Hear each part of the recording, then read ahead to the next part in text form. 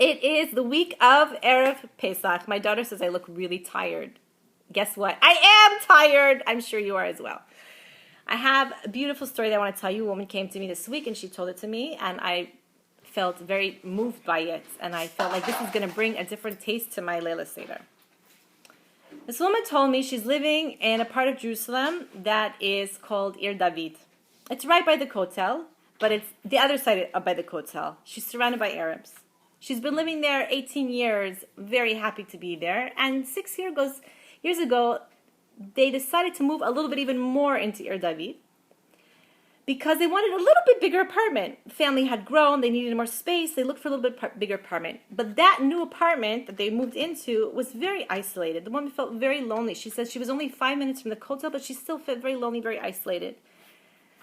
And she didn't like the apartment.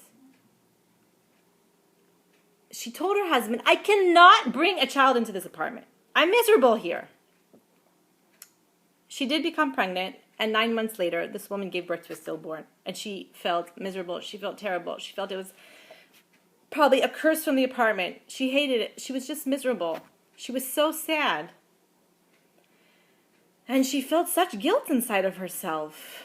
And that very same year comes Leila Seder. She's sitting. She went to her parents. She's sitting with her mother and her father. She's sitting with her husband and her children. And she's surrounded by her family, and her father looks at her and he says to her, this year, what are you going to liberate yourself from? This is the year to go out of Mizrahi. What are you going to go out? And she said she just stopped, and all of a sudden she just had this moment of clarity. And she said, I'm going to liberate myself from this apartment. I want to move, but if we don't, it's going to be okay. And my having another child is not contingent upon this apartment. And the stillborn birth of my baby was not contingent on anything either. 9 months later, this woman was expecting. 9 months to the day of Leila Seder. And her and her husband were waiting for an ambulance to come. And the ambulance arrived a little bit too late. The woman gave birth to a baby girl, 9 months, Leila Seder, in the very same apartment where she had before said she could never have a child in that apartment.